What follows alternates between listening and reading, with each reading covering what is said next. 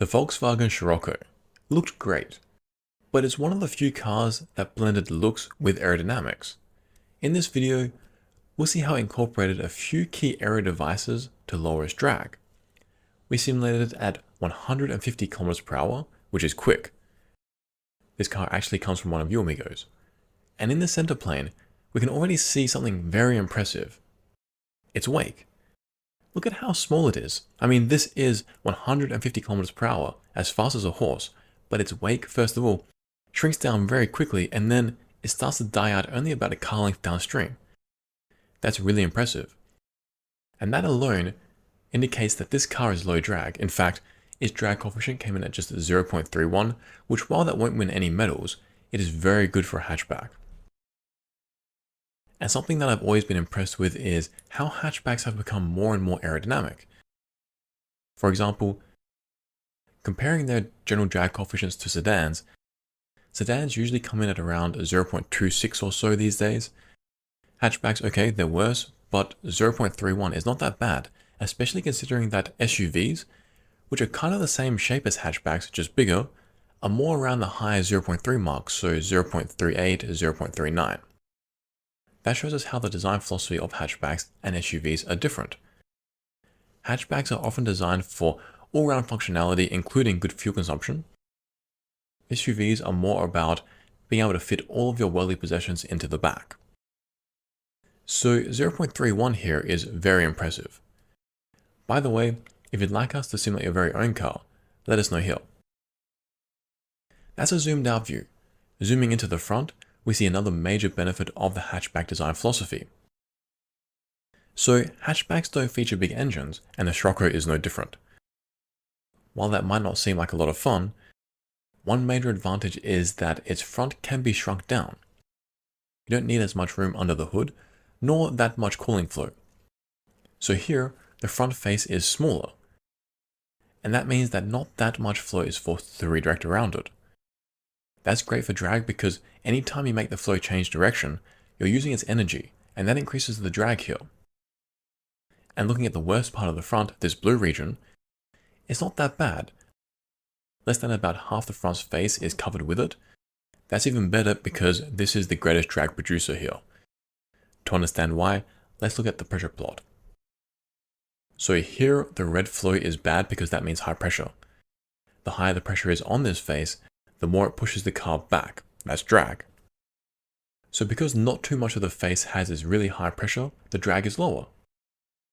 Now one thing I should mention is that some of you amigos have said that the front has this really blue region where the flow is decelerating a lot because the cooling flow isn't modeled. Well, we actually have this boundary condition as an outlet, so the flow can go through. The problem is that not all the flow is going to go through, and that's the same for when you're driving around. If you're driving it around, let's say 100 kph, you're not going to get 100 kph flow into the engine bay. It decelerates a lot, and that means you have a lot of back pressure pushing the flow back. As such, only a fraction of the flow in this region is actually going to get into the engine bay. Much of it will be redirected. So you get this high pressure here and drag. But because of the small engine in the front, and the Scirocco styling, it's minimized here. So that's really good. Underneath is also good. So there is this front lip like most modern cars have, but Volkswagen slanted it up a touch, which helps the flow stay attached, mostly.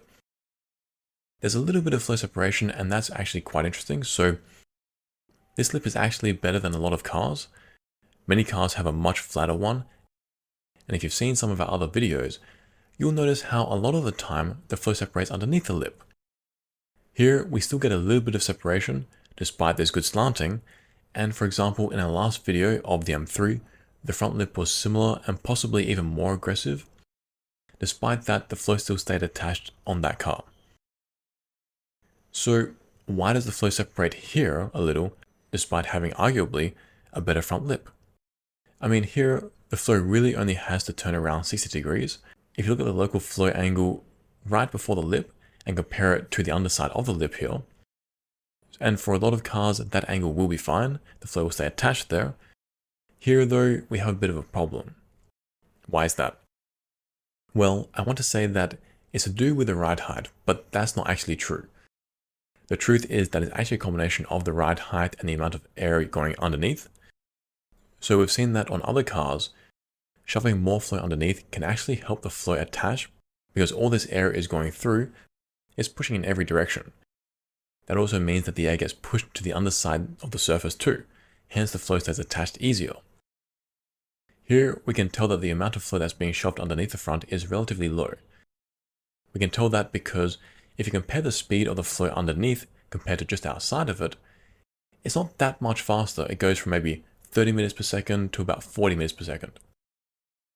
So sure, it does increase, but if you look at how much the flow underneath the M3 increased, for example, it's a lot more. It's more than double in velocity. That's because the mass flow rate, so how much air is going underneath, is higher compared to the ride height for the M3 compared to the Scirocco here. It's a little tricky to understand, so I'll just say it again. The amount of flow going underneath the Scirocco is relatively low given its ride height compared to the M3. As such, the flow underneath the lip isn't being squashed to the surface as much, so it's more prone to separating here, and it does.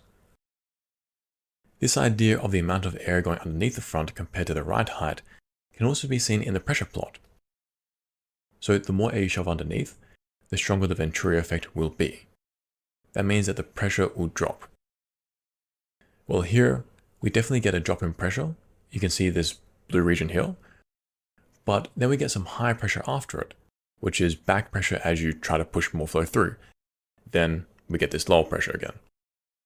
This low pressure region will produce more downforce, which is good for traction. But because we know that the more flow you shove underneath compared to the ride height, the stronger the Venturi effect will be, and so the lower the pressure will go, that will then increase downforce. Anyway, the front lip is pretty good, not perfect, but better than most. Moving to the top, Volkswagen again did a really good job here, and I think that is even better than the lip. You can see that the flow goes over it really well. It doesn't accelerate that much, but because the flow does accelerate a little bit, the pressure still does drop and that increases lift. That cancels out some of the downforce produced underneath, but it's not that bad. That's because of how little the flow accelerates. Volkswagen achieved this by really sloping the hood down. That reduces the angle the flow has to travel around at this edge. But many other cars actually round the very front so the flow can seamlessly transition to the hood. Here Scirocco doesn't have that much of a rounded front, there's still an obvious edge. That seems really bad for the flow. I mean, you have this edge that the flow has to somehow get around. Anytime you have an edge, that's really going to reduce how well the flow can travel around it.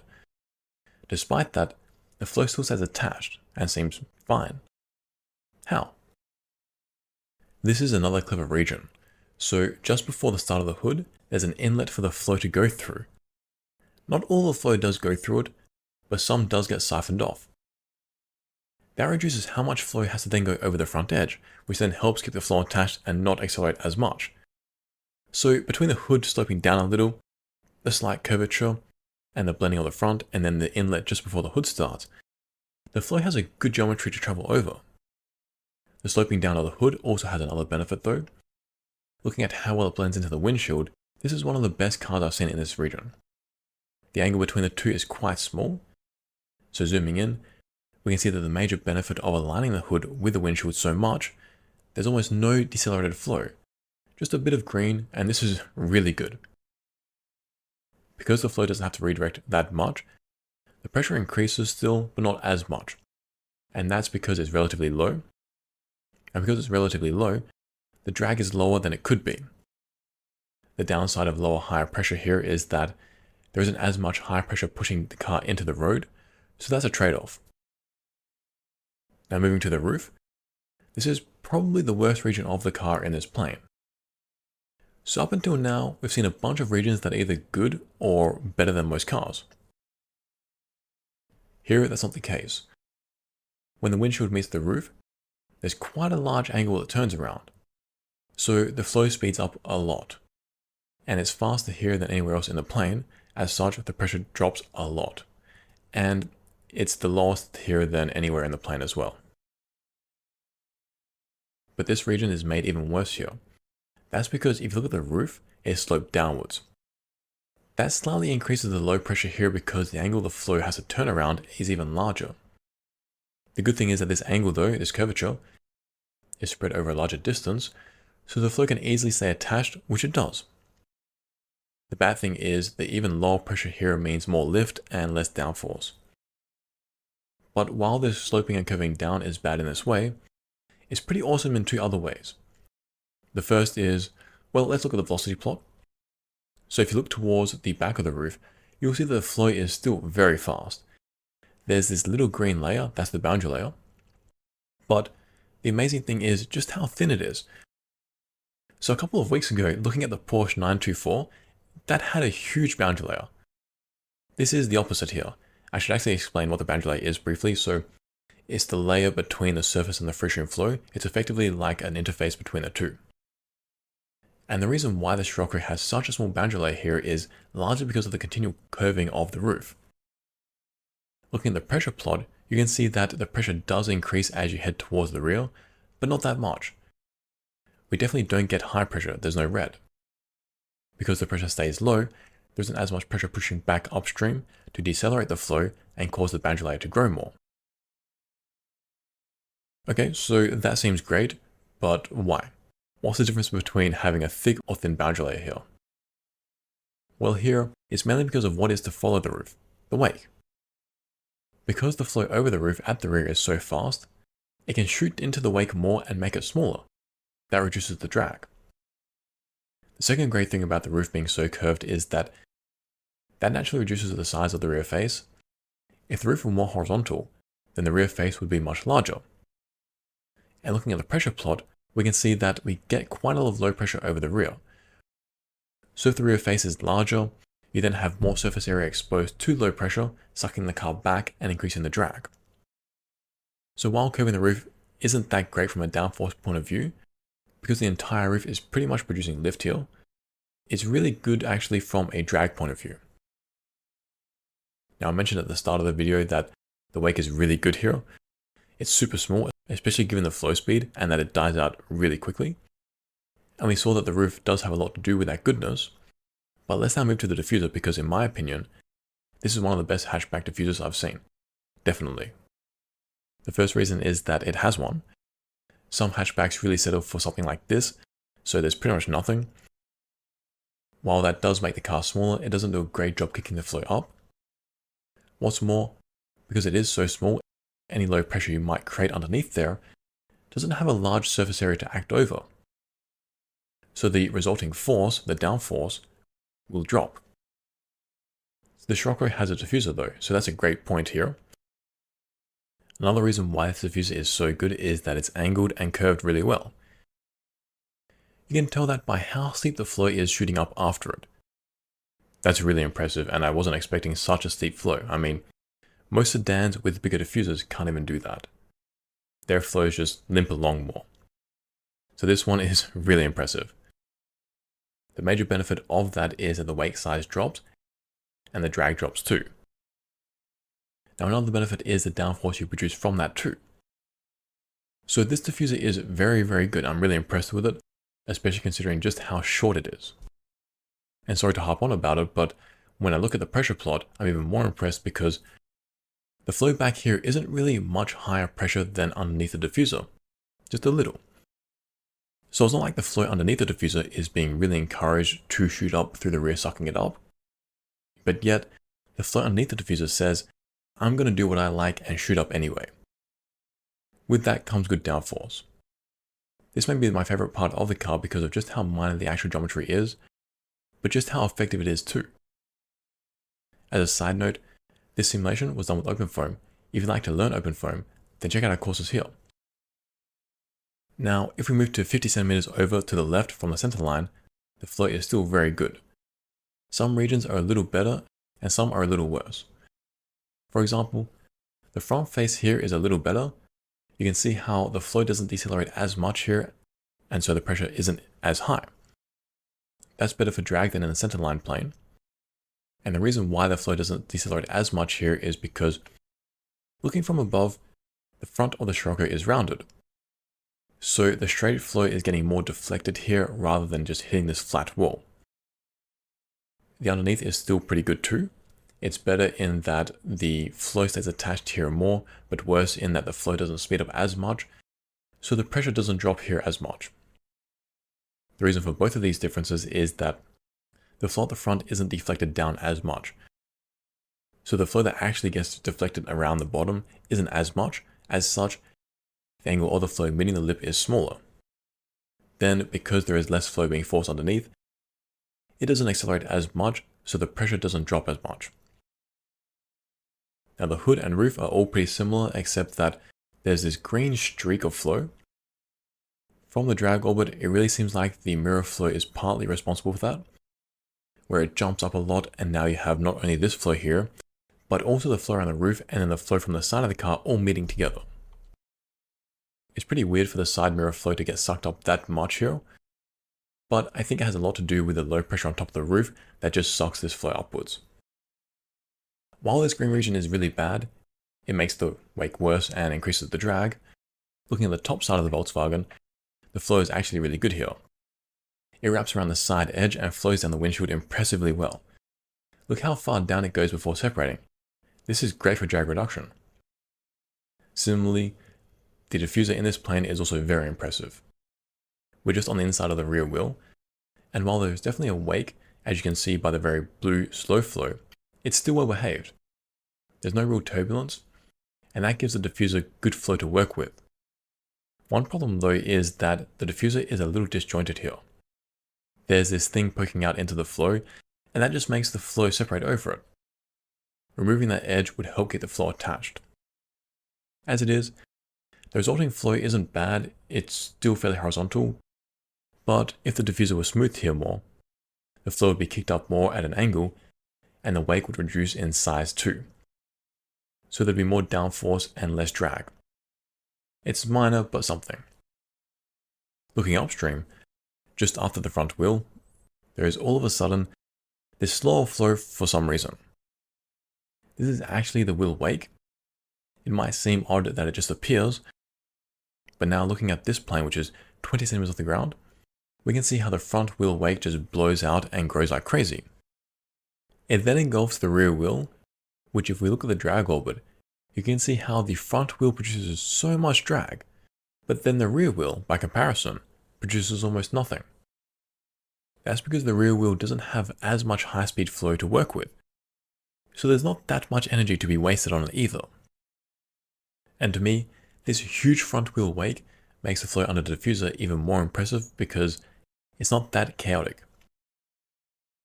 The reason I can see why is because if we look at the pressure plot in this plane, the wake from the front wheel that flows outwards has these really low pressure cores.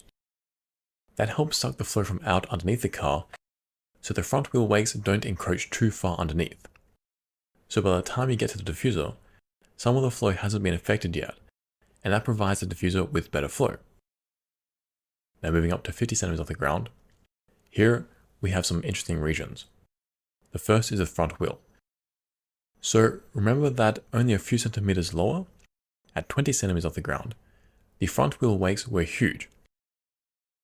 Now at half a meter off the ground, they're much smaller. There is still a wake that travels down the side of the car, but it's much better. That's because the wake here is actually coming from the flow inside the wheelhouse that is escaping through the rim and gaps between the tire and the housing. That flow is much slower anyway, so it doesn't have much potential to create a large wake. Down lower, the flow is much faster and has a lot more potential to create a larger wake. That is why if we look at the drag orbit, we get a lot of drag low down, but then not that much in the midsection of the wheel. Now, the rear of the Scirocco in this plane isn't great. There are a few things going on in this rear wheel section. The first is that we have the front wheel wake from upstream hitting it. The second is that we have flow inside the rear wheelhouse trying to burst out. The third is that the flow just behind it separates. This third one is the problem. So you can see how curved the rear edge is. That is definitely good enough for the flow to travel around, at least in part. Right now it separates before even getting to that rear bit.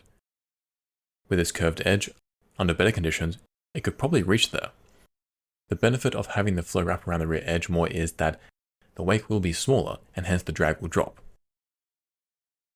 Right now, separating right from the start just makes the wake wider and so we have more drag too. But why does it separate from the start? And what would it take for the flow to travel more around the rear edge then? Well, if we watch the video a little bit, we can see that when the front wheel wake pulses and hits the rear wheel, the flow behind the rear wheel gets pushed out more. When there's a break in that pulsing from upstream, the flow behind the rear wheel lifts away from the surface more. So what's happening is the flow inside the rear wheelhouse is trying to get out. When it does, it flows more sideways and pushes the flow out. So the flow around the rear edge separates. When the wake from the front wheel comes in, it pushes the flow in the wheelhouse back in and overrides that pushing out there. That then makes the flow straighter and so it can attach around the rear edge more. In a nutshell, the rear wheelhouse flow is bad and making the wake bigger. The front wheel wake is good and is making the wake smaller. So a way to solve this is to give the rear wheelhouse flow an easier way to escape from. That is where rear vents help. If you put slots behind in the rear bumper, the wheelhouse flow can escape through there. That means it won't try to bust out the side as much, and so the side flow can stay attached better, which then drops the drag. An added bonus is you now have potentially higher energy flow being pumped into the wake because while the wheelhouse flow is low energy, it is still better than the wake right now. So the wake and the drag gets improved in two ways. This region as it is the real weakness of the Scirocco. But the same can't be said in this plane, which is now 80 centimeters off the ground. And this is exactly the kind of thing I was talking about. So looking at the rear edge, how the flow just wraps around is very nice. That results in the wake being much smaller now, so the drag drops. Ideally, the same thing would happen lower too. And the rest of this plane is really good as well. There is no separation anywhere else. That's very impressive. Now, if you look closely around the sides, there are these little green blotches that turn up. They're actually the wakes from the top of the front wheelhouse dispersing and rising up into this plane. And looking at the drag orbit, we can see that we get a lot of drag from this part too. This drag is forming for a similar reason to the rear wheel. There's just too much flow in the wheelhouse trying to escape, and it doesn't play nice with the free stream flow on the outside. A way to reduce this drag is by putting wheelhouse vents behind it. That will likewise give the flow an easier way to get out without bursting out the side and creating more drag. So this really seems to be a major problem of this Scirocco.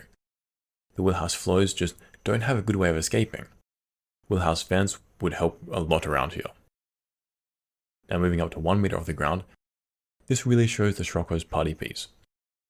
So looking down the sides and to the wake, the flow is very, very good. To begin with, it has side mirror wakes to contend with. You can see that they flow right along the sides, and that also comes with relatively high drag.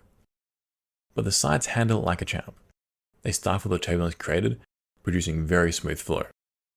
That then flows right into the rear, where it separates at the rear edge. And the wake formed is small. In the drag orbit, we can see that while we definitely do get drag here, it's fairly low. There's no real red regions. Volkswagen achieved this by tapering the cabin. If you compare the width of the base of the car compared to the up top, you can see just how much it shrinks. From a drag point of view, that's great because you're not only making this car sleeker with a smaller wake, but you also have a smaller rear face exposed to low pressure in the wake. So there's less suction pulling it backwards. The same general effect occurs even higher up at 1.2 meters off the ground. Here though, we have the rear spoiler affecting the flow more. You can see how this little isolated wake forms. That is exactly why spoilers are put on. But remember in the center plane how this spoiler angled the flow down more too. So that is a strong indicator that this is increasing lift. And that is partly the reason why at 150 kph, the Scirocco produces 38.7 kilos of lift. But to correct that would likely increase the drag coefficient, which is right now a very respectable 0.31. In conclusion, I like the Scirocco. There are a bunch of different details that really drop the drag. If you're staying on YouTube, YouTube thinks you'd like this video, so check it out. Peace out amigos.